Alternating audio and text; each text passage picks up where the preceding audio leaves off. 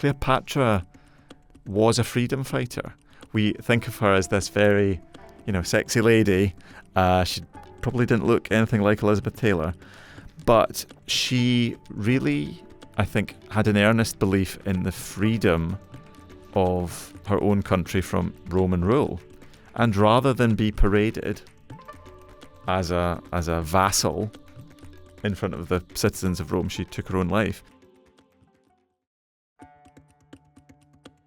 From the secrets of the pyramids to the mysteries of mummification, ancient Egypt has captivated the popular imagination for centuries. In this HistoryExtra podcast series, we're looking back at this remarkable culture which has left such a significant mark on history. I'm your host, Emily Briffett, and I'm joined by Dr. Campbell Price, curator of Egypt and Sudan at Manchester Museum.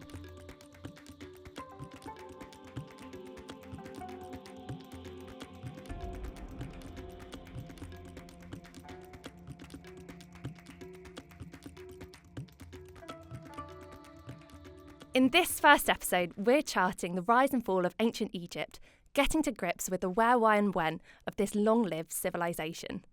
Hello, Campbell. Thank you for joining me. Hi, Emily. Great to be here. Brilliant. We're going to probably start by laying out the land here.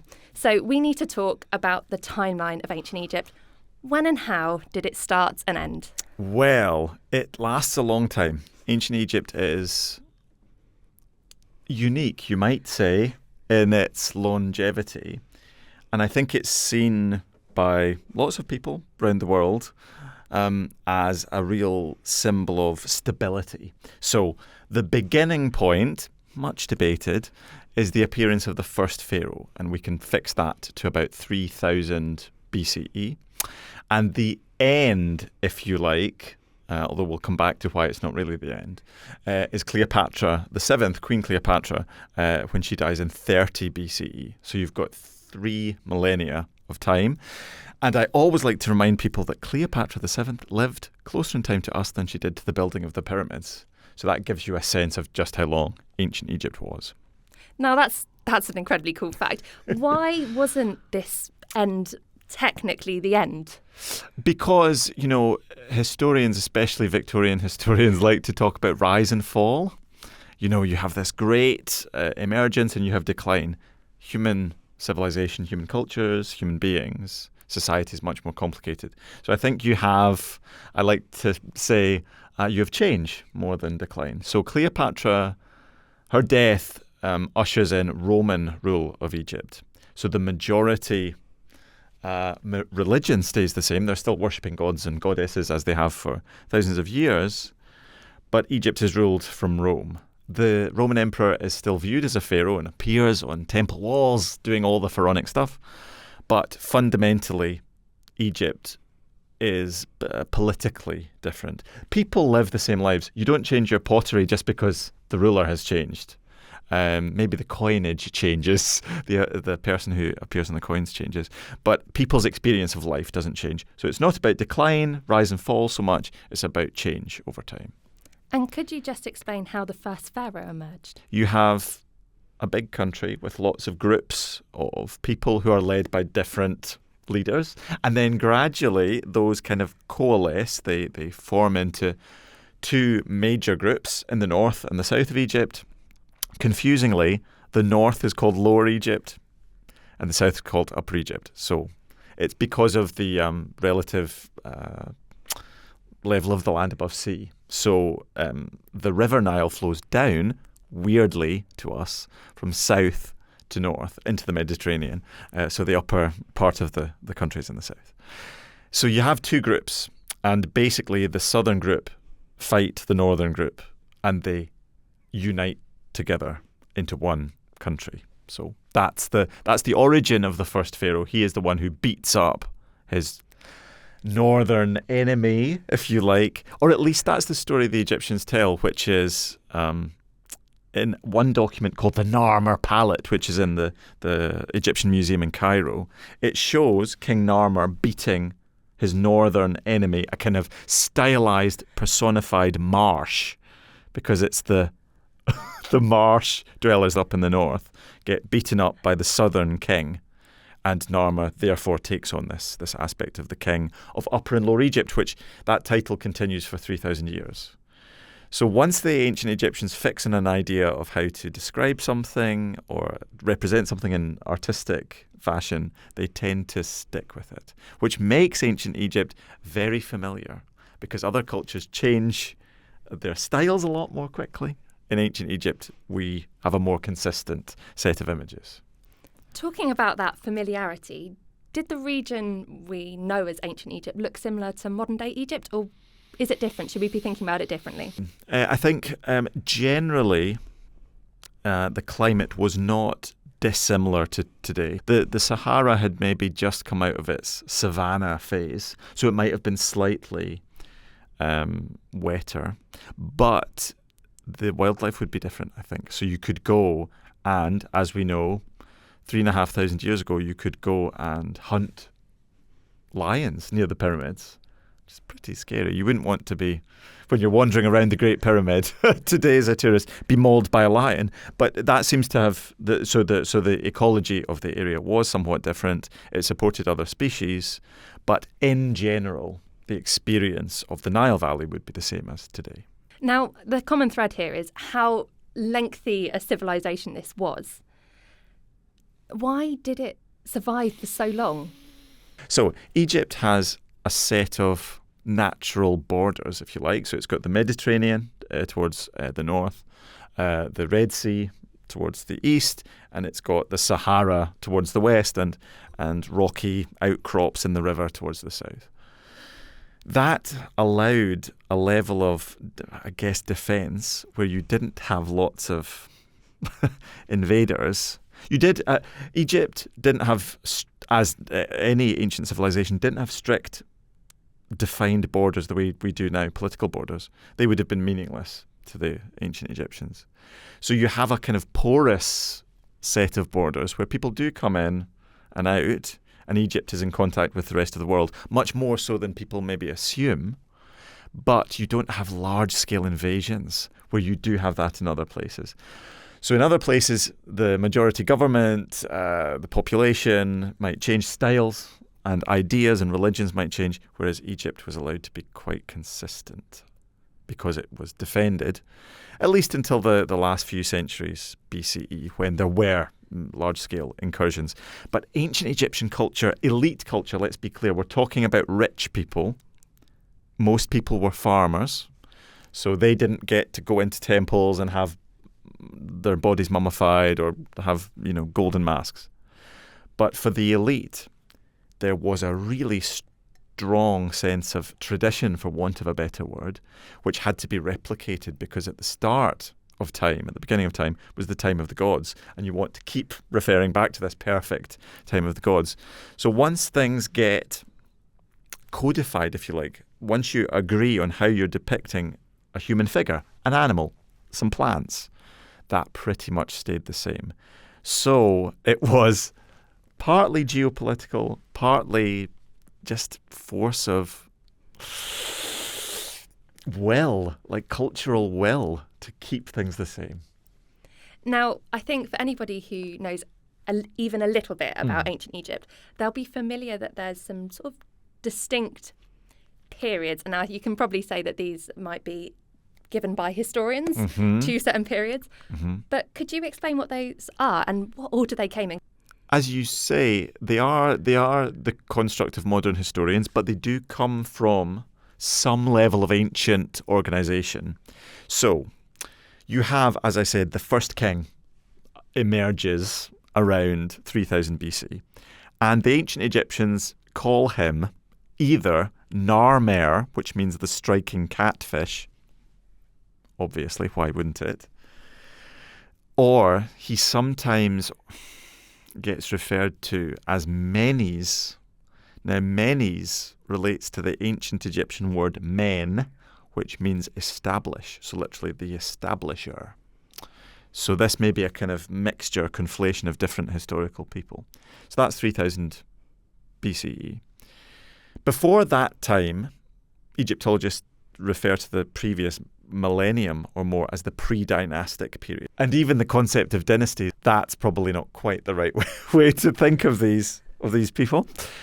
But let's go with it. So the dynastic period begins Dynasty 1, and then it continues for 30-odd dynasties.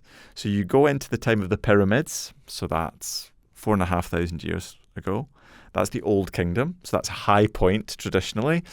And then there are several pyramids built, and then things seem to, some would say decline, I would say change. Egypt, rather than being more of a unified state, becomes decentralized, becomes kind of federalized in a way. And that's called the First Intermediate Period. So that's number 1 intermediate period. That leads on to the Middle Kingdom, another high point, centralization. Then things decentralize again with the Second Intermediate Period. So we're now about 1600 BCE. And that ushers in a fairly commonly agreed high point, which is the New Kingdom. So this is the time of King Tutankhamun, King Ramesses the Great, names that people might be more familiar with. That continues to about 1000 BCE. After that is the Third Intermediate Period and the Late Period, followed eventually by the Romans coming along, and Cleopatra, sadly, pops her clogs. So in 3 minutes, that is ancient Egyptian history. You've done that extraordinarily quickly to condense so much history into such a short amount of time. Now, this is probably going to be an even trickier question for you. If you had to pick out some major moments that our listeners should know about or should be familiar with, what would you say? Well, I think by the ancient Egyptians' own account, something happens at the beginning.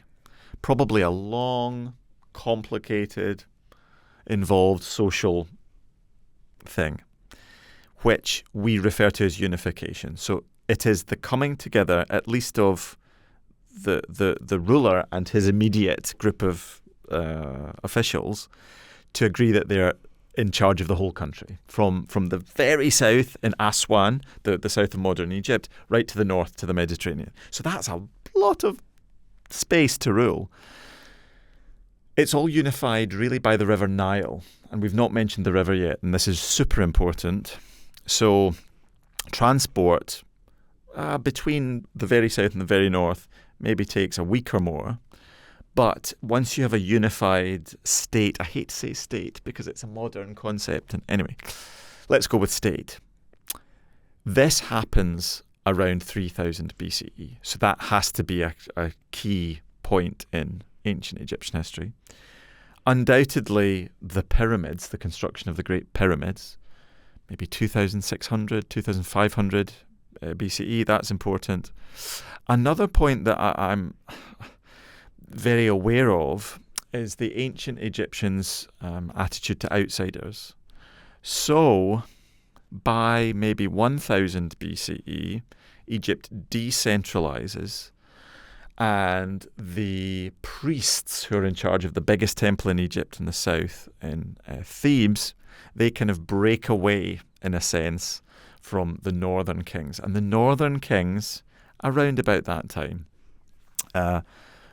become more ethnically Libyan. There are Libyan people who have moved over from Libya in the west, and that's a key moment because it gives a sense of multiculturalism, and that is a point I would want to make. So say around about 900, 800 BCE, there are kings from Libya.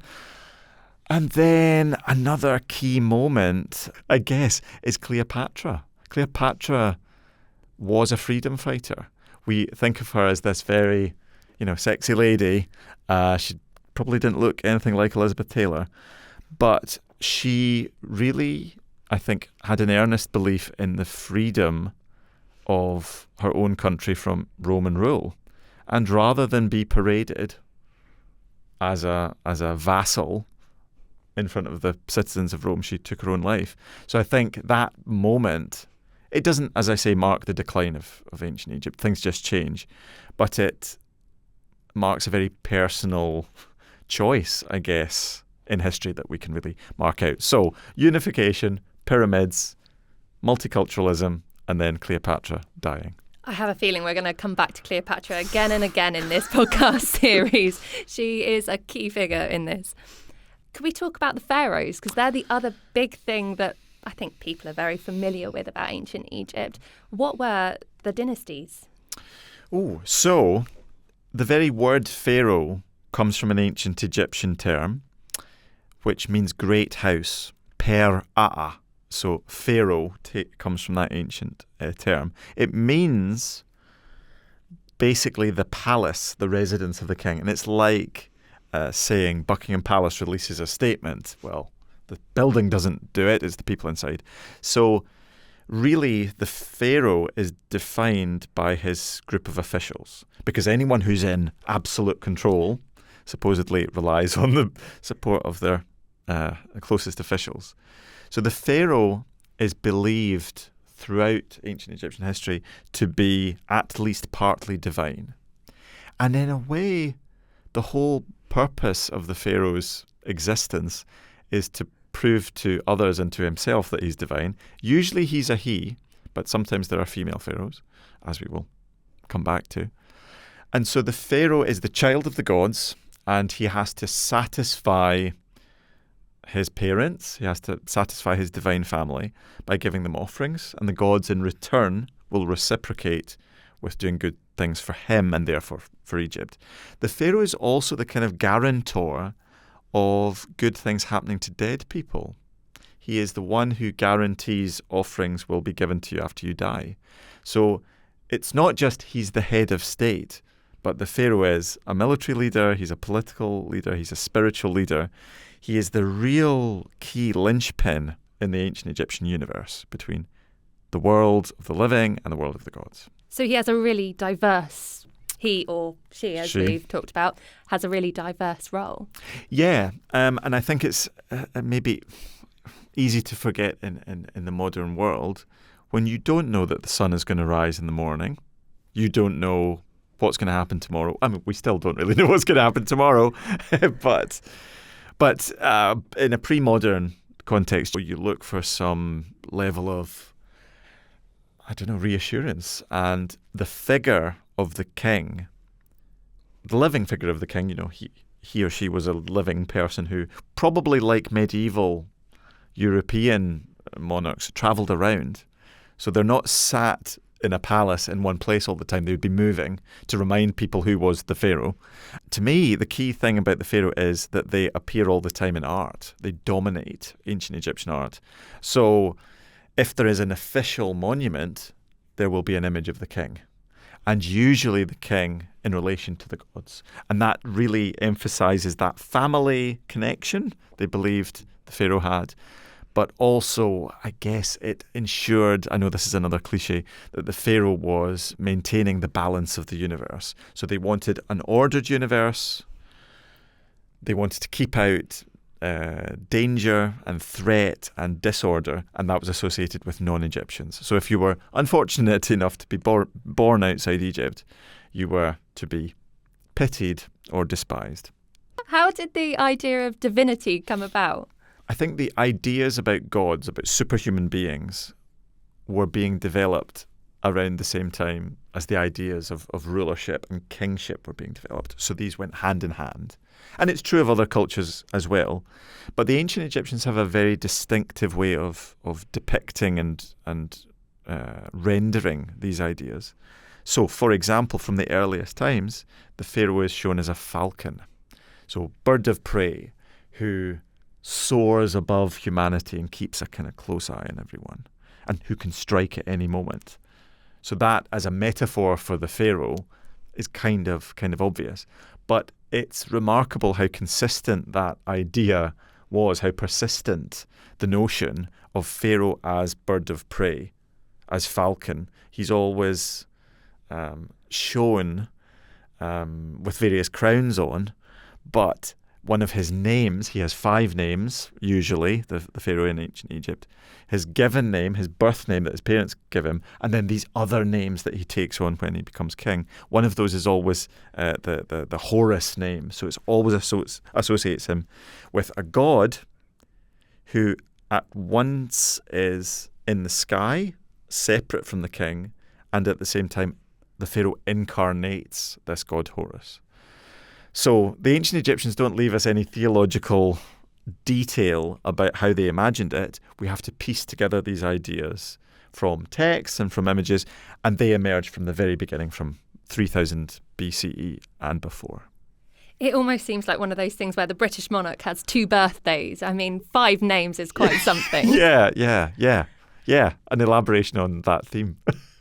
Now, in each episode, we've asked you to pick a figure who you think really represents this particular part of the story. Mm-hmm. Now, who is the figure that you've brought in for today's episode? Well, Emily, if I had to have a historical dinner party and invite my favourite people from history, this person would definitely be at the table.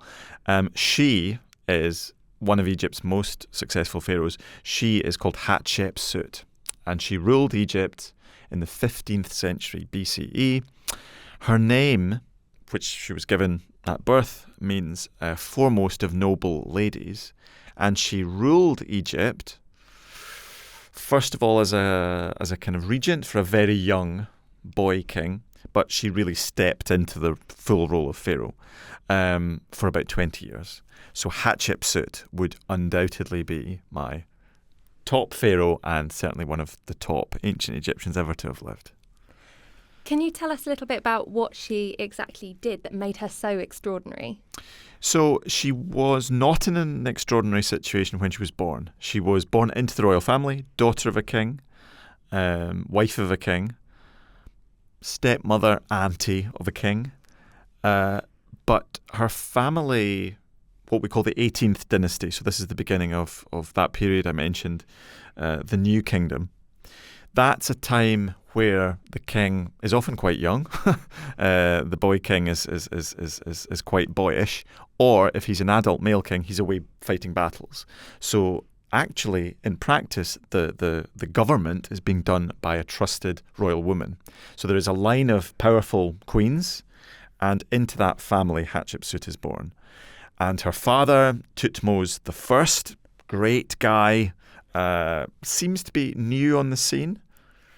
He may not be of purely royal blood. He has to marry Hatshepsut's mother to confirm his position as a legit pharaoh of Egypt. He is a great warrior, so he's going and establishing borders, such as they were, and expanding Egypt's area of influence. But then Hatshepsut's brother, Thutmose II, Thutmosely useless, bless him, he isn't up to much, doesn't rule for long. And already it seems when he is alive, Hatshepsut steps into the role of pharaoh. Then he dies, his son is very young, maybe only a toddler, and so Hatshepsut steps forward. She commissions some of the most striking, innovative, beautiful buildings from ancient Egypt. She has foreign trade expeditions on an unprecedented scale, and she develops the idea, the theology of being the pharaoh. Quite interesting in its own way. She develops that in new directions. So Hatshepsut would be my kind of standout figure because A, she is innovative anyway, but she's a woman in what is still generally a man's world, I guess. So if that was your pick for the greatest pharaoh, would you say that there are other chart-topping pharaohs we should know about as well? Well, people always talk about Ramesses the Great. Yeah, he's a great king, rules for 66 years, has 100 children, does a lot of building, is a very busy man. I a little bit think he's overrated. I would point out someone like Ramesses III, who comes along a few generations after Ramesses II. He has much more on his plate politically. He's got incursions from non-Egyptian people, from the west, from the north. He has to repel those. He's got internal political problems. He's got his workforce that are building his tomb go on strike, the first ever recorded strike in history. They down their tools and say, "You've not paid us, so we're not building anymore." So in a way, Ramesses III, to me is someone who's overlooked. He also, sadly, it seems, is assassinated, has his throat cut. So he maybe is worth mentioning. Right at the beginning of the dynastic period, I would say a guy called Djoser. He is responsible for building the Step Pyramid. That is the first ever monumental stone building, arguably in the world, certainly in Egypt. And he is venerated centuries after his death because that is the mark of a great king. If after you snuff it, people remember your name hundreds, thousands of years later, and you receive offerings and you're memorialized, then you've done a good job. Djoser gets that. Hatshepsut doesn't, sadly. People try and erase her from history for dynastic reasons unconnected to the fact she was a woman. But Ramesses III, Djoser, and Cleopatra VII, I think she's really cool. Now, you mentioned assassinations there, and I think this does slightly bring me on to my next question, in that when a pharaoh dies, maybe in this case under somewhat suspicious circumstances, how does the line of succession work? Is it sort of similar to what we would be familiar with in the last sort of millennia? Well, now that is a good point to dwell on, because we always look at the past through our modern lens, right? So we've got our modern baggage. So it is normal that it's the eldest child that will be the heir apparent. And in more modern monarchies, that's either a boy or a girl. In ancient times, I don't think there was the concept of the crown prince. I think there was the idea of a group of designated eldest children from whom you could pick. So it doesn't, in practice, it doesn't seem to be what the ancient Egyptians describe in mythology, which is the god Osiris, who is the once great king of Egypt who dies, is murdered, and is avenged and succeeded by his son Horus. It doesn't always go quite so directly because families are complicated. The eldest son might be out of the country battling somewhere and someone else swoops in and tries to take the throne. So actually, I think succession was more complicated. It also related to who the person's mother was, who the heir's mother was. Because as I said, with Hatshepsut, the royal bloodline had to be followed in a way we don't fully understand. So I think it might have been the eldest son of the previous king, but in practice, there would be lots of children. The king would have lots of children, and it would depend on who the queen of Egypt, the great royal wife, was that would determine the next pharaoh. And I guess it somewhat raises the stakes for who's the family favourite then, I guess. Yes, and I think really that would be. It sounds kind of flippant, but if you were if you were outstanding as a person, you do get the impression with Hatshepsut that although she was female, she was quite outstanding as a person. And actually, when her husband dies, some of the officials say she is the one who's in control. They all acknowledge that she had that forceful personality that they wanted to get behind. One means of ensuring a smooth transition, though, was something Egyptologists call a co-regency. So where a senior pharaoh who was maybe getting on a bit wanted to confirm his heir, he would invite this new king to rule alongside him as a regent, basically. So then, when eventually the older king died, it would be clear who the next pharaoh was. Were there any particular rituals that surrounded rulership?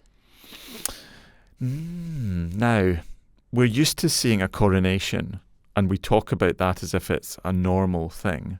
But I don't think anything resembling what happens at Westminster Abbey happened in pharaonic Egypt, actually. I think that's a misconception. When one pharaoh died, the next was immediately proclaimed. And in ancient Egyptian parlance, the way they describe, in very euphemistic terms, the falcon goes to heaven, the pharaoh dies. And then the new king immediately would have this full sense of divinity about him or her. And they would have their names proclaimed. These five names would be proclaimed up and down the land. And I guess they would then go to temples and maybe have their rulership confirmed.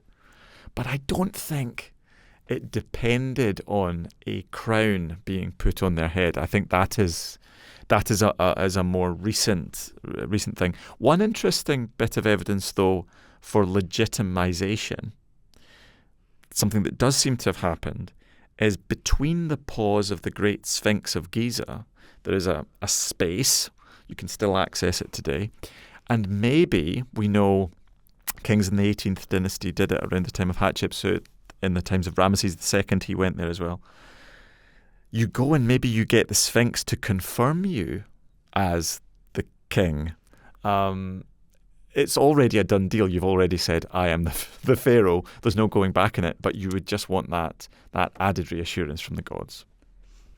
So we've spoken about the pharaohs here, but I think we should probably talk about everyone else in society as well. Yes. Now, we have had a question from a listener, which is Oscar the Farmer on Twitter. Hi, Oscar. They've asked about how ancient Egyptian society was structured in terms of social hierarchy and things like that. I would guess, from the evidence we've got, it would be fairly starkly structured. So you have the pharaoh at the top. But, again, it's quite convenient and quite attractive to think of ancient Egypt like a pyramid, because it's a pyramid with pharaoh at the top. In fact, I think it worked more like concentric circles. So you have pharaoh in the middle, and he's the conduit between humanity and the gods. And then surrounding him would be a smaller group of wealthy, initiated, important people. And then there would be a group around them serving the elite. And then pretty much there would be everyone else who was a farmer. Social mobility, I think, was not particularly easy, but we do know of some cases where people who seem to have not had great social connections do rise through the ranks. One of the officials of the female pharaoh Hatshepsut, a guy called Senenmut, is a good example. But I would imagine, yes, it was pretty starkly organized. You're either in the elite, or you're somewhere in the middle, or you're just an absolutely regular Joe. What about the role and status of slaves in ancient Egyptian society? What do we know about that? So this is quite a common misconception, I think, because there's the idea that the pyramids were built by slaves. The truth is rather complex, as always, but it does seem from the archaeological record that the people involved in building the pyramids were free Egyptian farmers who were on, I wouldn't want to say holiday, they weren't on holiday, but they weren't able to work on their fields perhaps as they might have done because of a flood. There's an annual flood, or there was an annual flood before the 1960s building of the Aswan High Dam, which meant that farmland for a few months would be covered in water before the water would recede. And at that time, you could gather and organize people to contribute to a major building project like a pyramid. And so those people we know were housed and fed and looked after. There were ways of looking after them if they were injured, and they were paid in kind. There was no monetary economy. There is no evidence there that the people were out and out slaves forced to do their work, but maybe there was some level of compulsion. Not everyone was volunteering. There is evidence of household servants that you might describe as indentured servants later in Egyptian history. But it's really only in the last centuries BCE that we have contracts and written documentation that make it clear we're talking about slavery as would be understood in the modern world. But, ancient Egyptian society, like many societies around the world, was diverse, it was complex. There were different ways to negotiate your path, but it's one way, I think, especially in biblical scripture, that the ancient Egyptians are painted as slave drivers, and I don't think that's probably fair. I don't think slavery in general was that common. I think that's a really good point, a bit of a myth busting there. Yeah. Which is really important, especially when it comes to such a topic like that. To talk a little bit about the kind of governance of a people, how were the ancient Egyptians governed, and were there any laws we can look to? Well, evidence of laws, written laws as we would understand them, is scarce, to say the least. And in practice, so you have the pharaoh, who appears as the absolute ruler in the centre of the universe. And to an extent, on a religious level, I think that probably was true. In practice, though, if you were a regular Egyptian in a regular town going about your daily life, you would probably perceive authority as your local village mayor.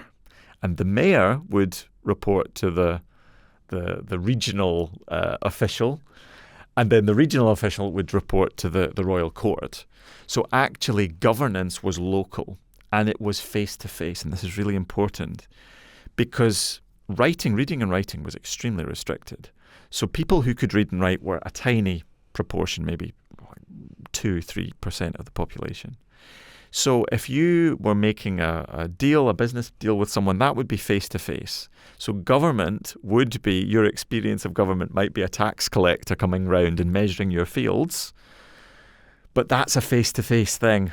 And I think the ancient experience would not be to see the pharaoh. Most people would have no idea what the pharaoh looked like. They might, on very special occasions, if they lived near the religious centres, see him on his royal barge at a distance. But it's not like, if King Charles III walked in, we would know what he looks like. But in ancient times, experience of government would be local, face-to-face, and you probably wouldn't know where or how the pharaoh was ruling. Now, let's take a pause here. As well as a historical character, we've also asked you to nominate every episode a fascinating object or artefact.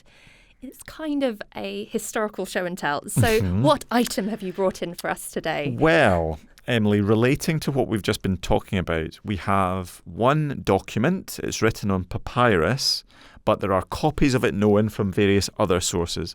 And the papyrus is known to Egyptologists as Papyrus Salier II, and it has a text on it called The Satire of the Trades, and it is basically an instruction exercise that would have been copied by trainee scribes, that tiny minority that could read and write, that basically encourages them to study hard and not go drinking and carousing and focus on their studies.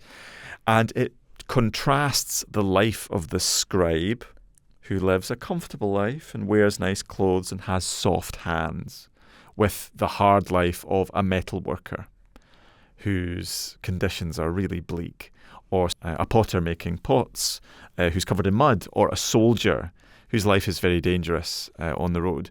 So this is one of our best bits of evidence for how the ancient Egyptian elite, scribal elite, literate elite, conceived of their own social position and how they probably looked down on most of the rest of the population and other professions. So it may be a satirical take, so that's why it's called a satire on these trades, but it may actually be in earnest, and it may be a serious bit of instruction saying don't be a metal worker because it's not very pleasant. So it gives us a real insight into social attitudes, I think. Talking about the scribal elites, was this a position that they themselves saw themselves as having, or was this a sort of imposed down as they are the elites? Ooh, I think they thought of themselves as the elite. And you see in the Book of the Dead, you see the very famous scene of the judgment of the dead. It involves a set of scales, and the heart is weighed in the set of scales. And the result is recorded by the god of writing, Thoth, who's shown as a man with an ibis head. And he's got his scribal palette, which is like the scribal toolkit, held up, and he's very ostentatiously writing down the result. And I think that reflects the fact that if you were a scribe and you could read or write, you'd show off about it because it was such a special skill to have. The fascinating artefact you've brought in for us, as well, not in person, of course. Yeah. It's in a museum. Yeah, touches on social attitudes. Mm-hmm. And I kind of want to open this up a little bit. How did ancient Egyptians understand themselves or see themselves? Did they understand themselves as being Egyptians? This is something where you see it where they want to make a distinction between themselves and other people. So you refer to yourself as a Remet en Kemet. And Remet en Kemet means literally person of the Black Land. So this area next to the river with the very fertile soil, rich, dark soil, is referred to as Kemet, the Black Land, in distinction to the Red Land, Deshret, that's the desert. So if you've been to Egypt, you can literally, I've done it myself, stand with one foot in the soil, the dark soil, and one in the desert, in the hot, sandy desert. So it's really a land of contrast. And I think the Egyptians saw themselves in contrast to anyone who was not Egyptian. So the word for Egyptian would, I guess, be Remet en Kemet. And how did they understand the people around them? What do we know about their main allies or rivals? I think, as I said, from a state level, from the top, we would be thinking, anyone who wasn't Egyptian was not to be entertained. And that's generally a xenophobic attitude you see in other ancient cultures.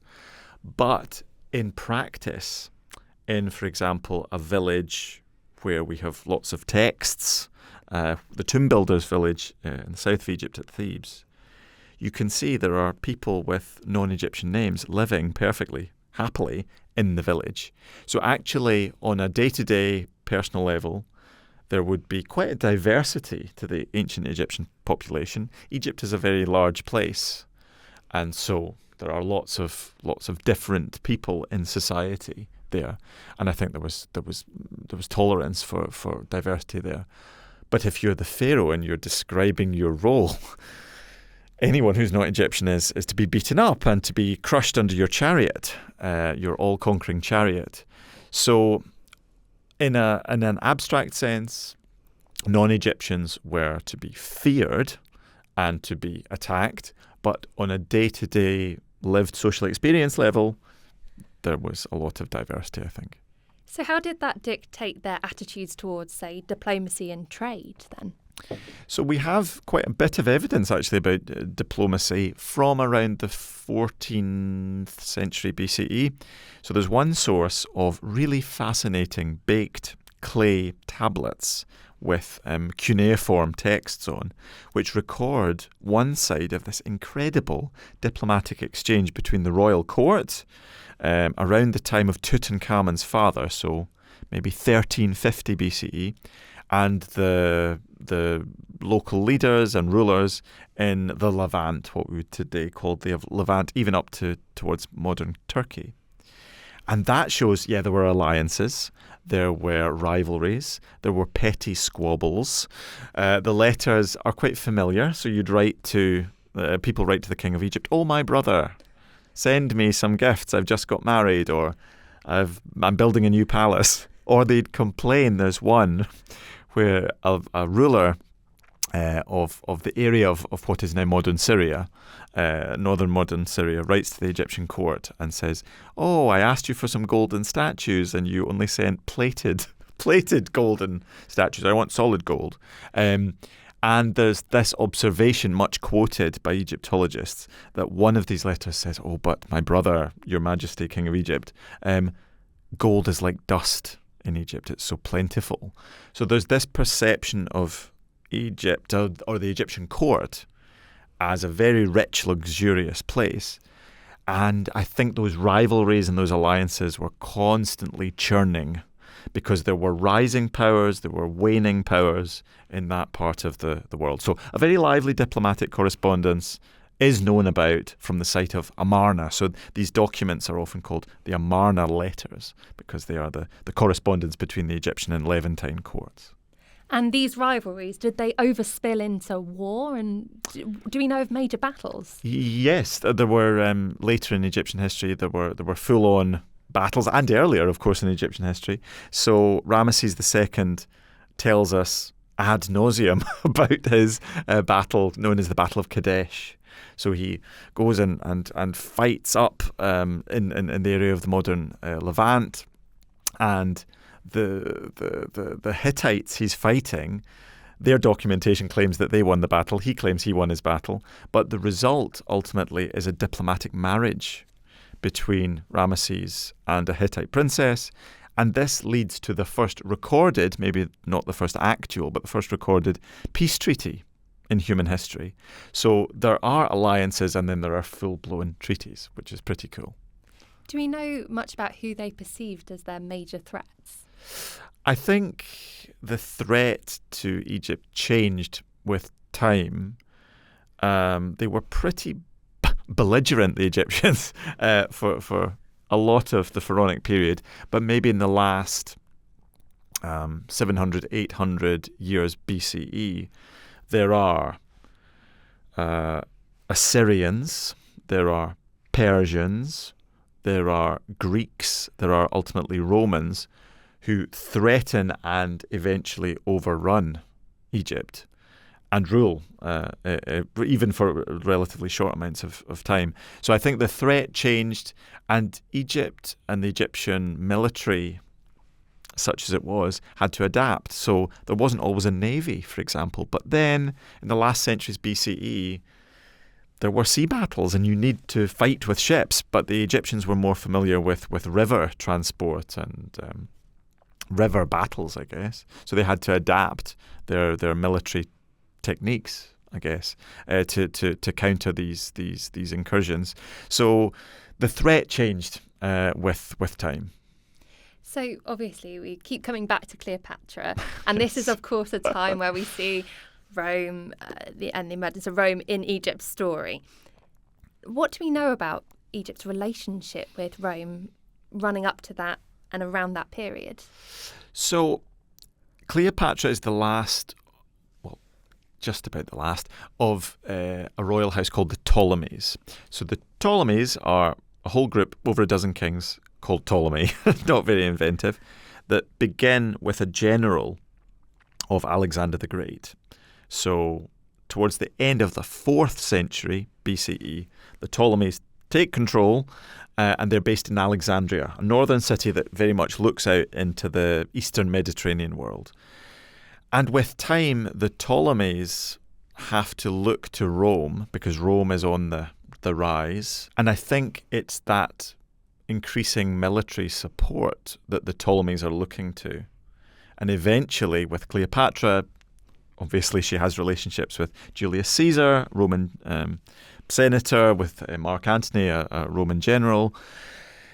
And eventually, when she dies, Rome takes over Egypt. But that doesn't come from nothing. There has been a relationship between, I think, Cleopatra's immediate ancestors and Rome, who are propping up their monarchy.